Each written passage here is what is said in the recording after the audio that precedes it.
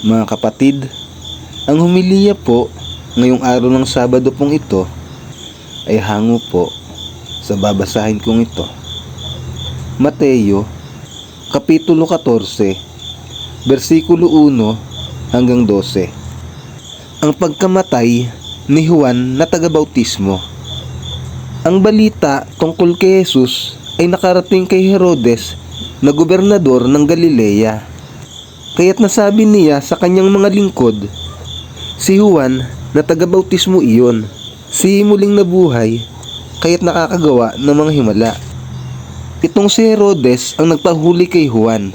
Ipinagapos niya ito at ipinabilanggo dahil kay Herodias na asawa ng kapatid niyang si Felipe. Sapagkat sinabi ni Juan kay Herodes, hindi matuwid na magsama kayo ng asawa ng iyong kapatid. Ibig ni Herodes na ipapatay si Juan. Ngunit natatakot siya sa mga Hudyo, sapagkat kinikilala nilang propeta si Juan na taga-bautismo.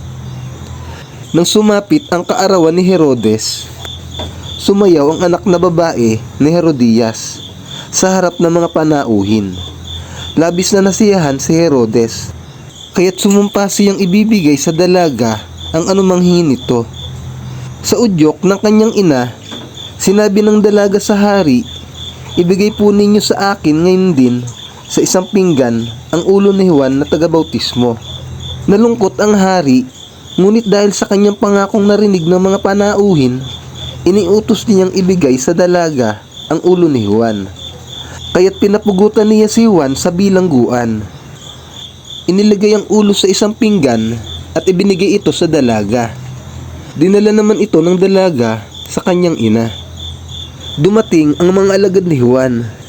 Kinuha ang kanyang bangkay at inilibing. Pagkatapos, ibinalita nila kay Jesus ang nangyari.